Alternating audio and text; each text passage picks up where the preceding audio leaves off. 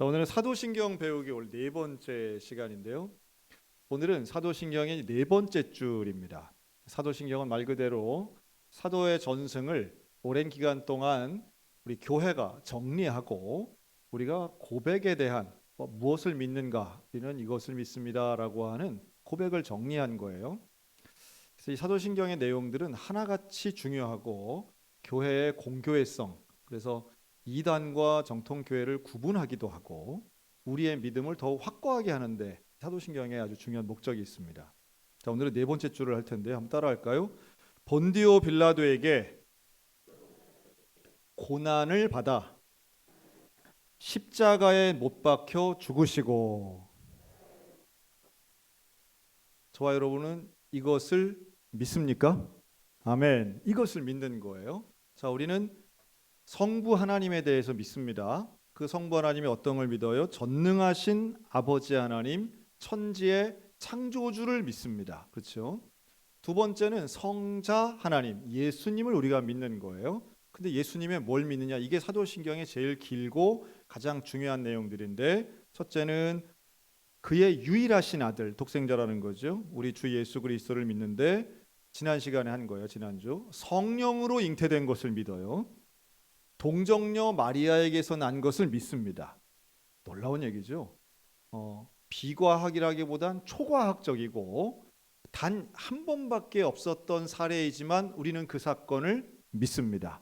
그리고 이제 오늘 함께 나눌 것은 그 예수님이 본디오 빌라도에게 고난을 받아 십자가에 못 박혀서 돌아가셨다라고 하는 것을 우리가 믿는 거예요. 자, 여기서 중요한 건 이 본디오 빌라도가 여기 나온다는 겁니다. 이 사람은 어느 나라 사람이에요? 로마 사람, 국적은 이제 신분이 로마인이에요.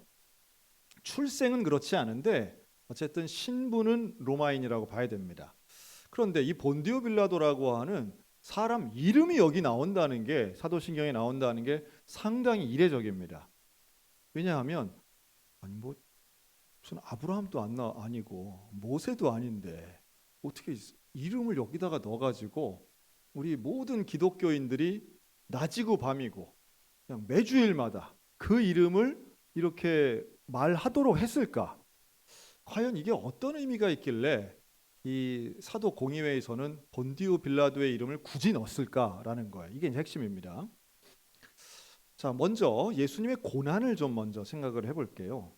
예수님이 당하신 고난, 특별히 본디오 빌라도를 통해서 받은 고난을 포함해서 예수님이 받은 고난을 한 세 가지 정도로 우리가 좀 요약을 해볼 수 있습니다.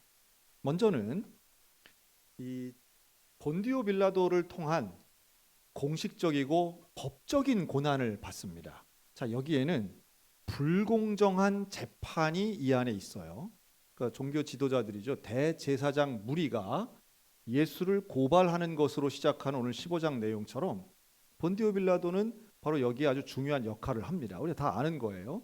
그래서 예수님이 당하신 법적 고난이 있습니다. 억울함의 고난이긴 한데, 근데 이걸 잘 보면요, 여러분, 예수님이 십자가에 달리신 사건은 그냥 마구잡이로 된 게 아니에요.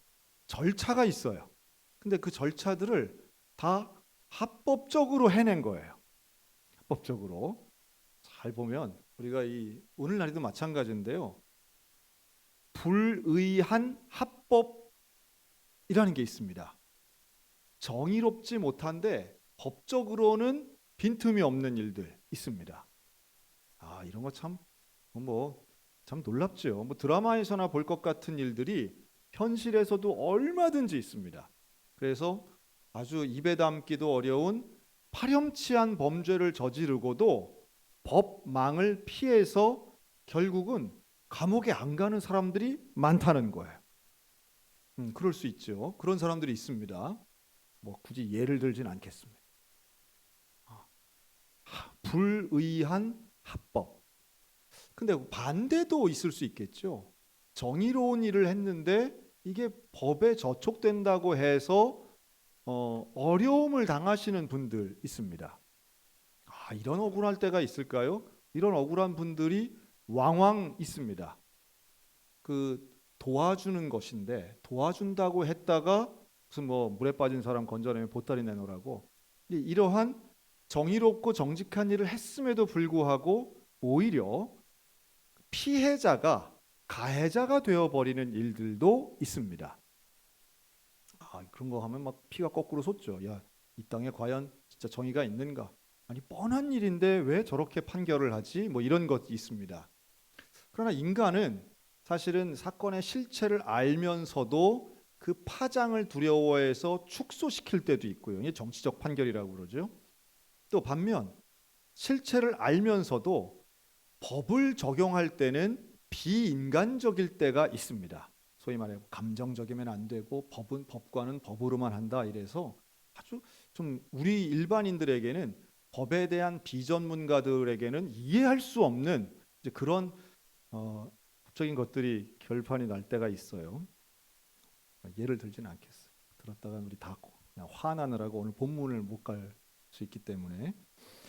자, 그런데 그러한 법적인 고난을 예수님이 당하셨고요. 두 번째는 예수님은 제자들이 배신하는, 그래서 인간적 관계 안에서 겪는 감정적 고난을 겪으십니다.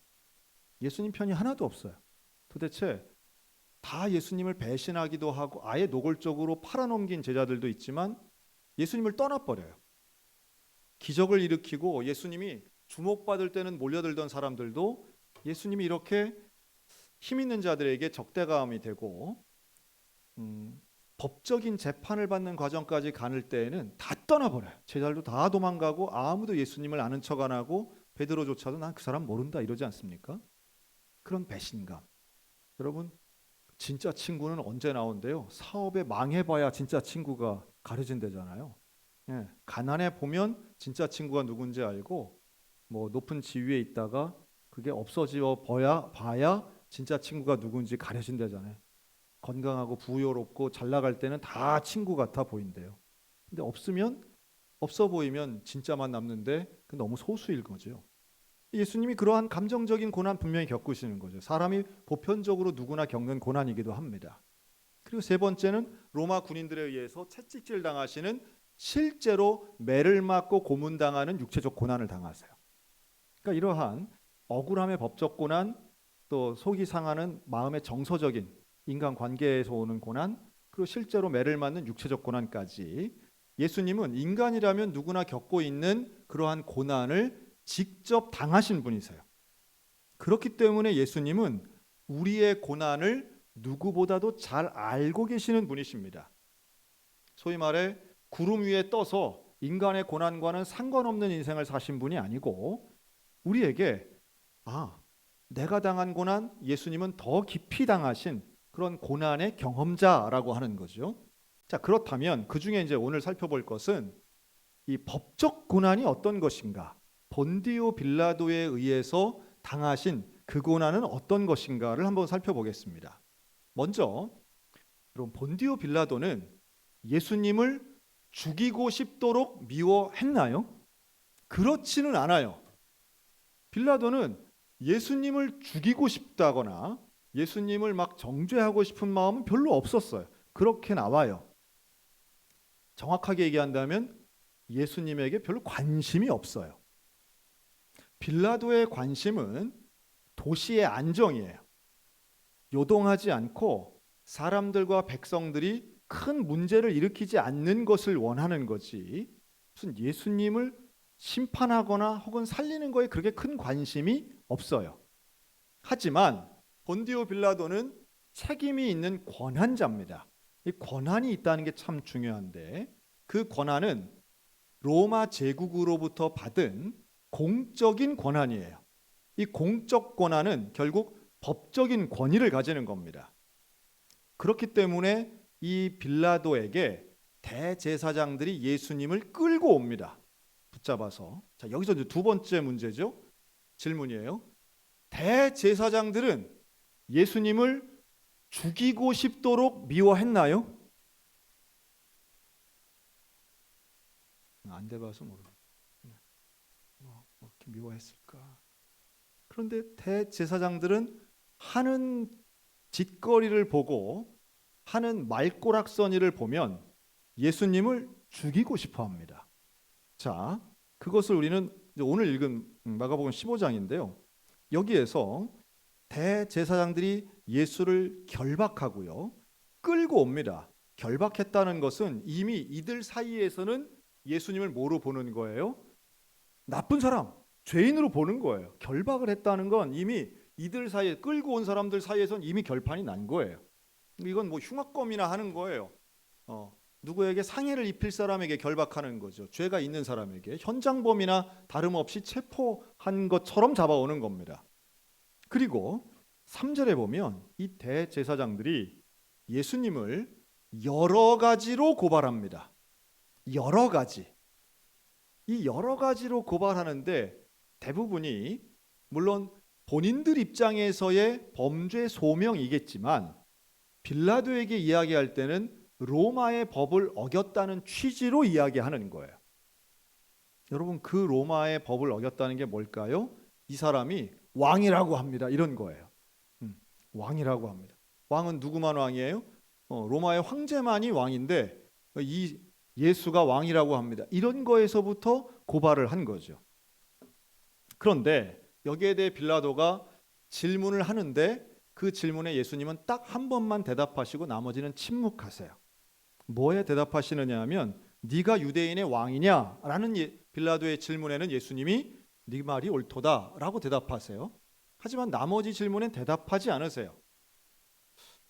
그때에 빌라도가 이런 얘기까지 도대체 너를 향해서 예수님에게 얼마나 많은 고발이 있는지 한번 봐라. 근데 예수님이 아무 얘기도 안 하니까 이것을 놀랍게 여깁니다. 빌라도가 어떤 식으로 놀랍게 여기느냐? 이 정도면 항변할 만도 한데 보니까 이렇게 대단한 것도 아니고 별것도 아니고 무슨 흉악 범죄도 아니고 이런데 왜 이 사람들 이렇게 난리치지? 라는 의미를 가지고 있는 거예요.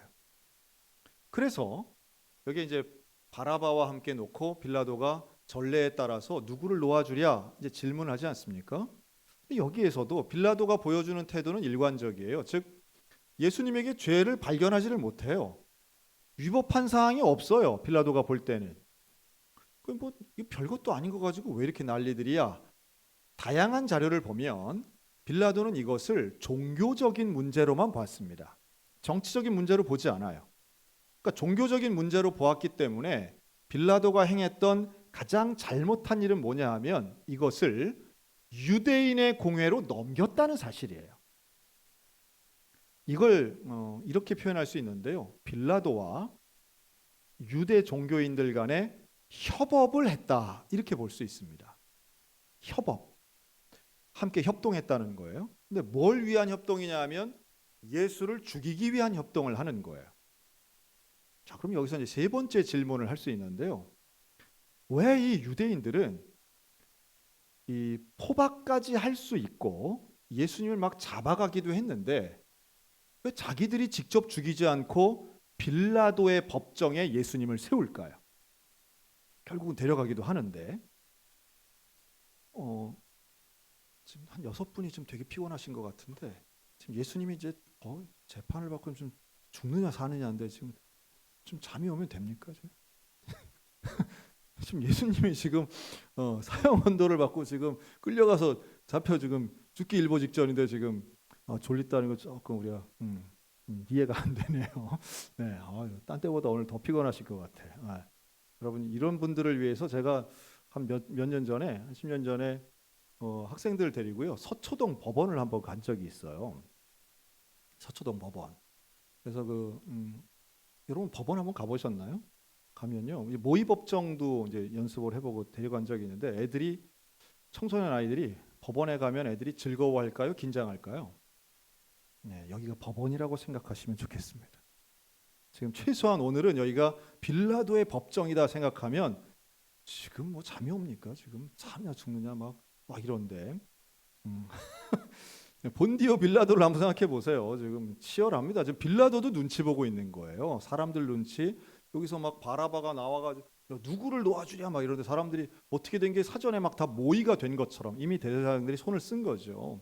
이 사람들이라고 해서 바라바를 좋아할 리가 없어요. 물론 여기에 뭐 이제 과격분자 중에 이런 사람들이다라고 하는 뭐 그런 해석들도 있긴 하지만 뭐 특별히 바람을 좋아할 이유도 별로 없어요. 그런데 이들의 목적은 하나예요. 오로지 예수를 죽여라예요. 너무도 신기해요. 왜 예수를 죽이는 일에 이렇게까지 집중할까? 왜 예수님을 죽이는 일에 이렇게 혈안이 되어 있을까? 자, 법정으로 끌고 온 이유가 있습니다. 유대인들은요, 아무리 대제사장이라 할지라도 사람을 죽일 수 없어요. 이들의 재판은 종교 재판이에요. 종교 재판은 이 사람이 우리의 커뮤니티, 우리의 유대교 안에 있을 수 있느냐 없느냐 정도는 할 수 있지만 사람을 죽이는 문제는 전혀 달라요. 그래서 이 대제사장들은 본인들의 종교적인 권위와 성전 안에서의 권위를 여전히 갖기 위해서 예수를 제거하길 원했는데 제거하고 죽이려면 빌라도의 법정이 필요했던 거예요. 그러니까 본인들끼리는 무슨 자격을 없앤다든가 아니면 무슨 제사를 못 드리게 한다든가 이런 것은 할 수 있었지만 사람을 죽이는 일은 할 수 없었던 거예요. 그래서 빌라도의 법정의 권위가 필요했고 그것을 이용하기 위해서 거기에 세운 거예요. 그런데 빌라도 입장에서는 죽일 이유가 없어요. 왜냐하면 예수님은 법을 어긴 게 없으니까.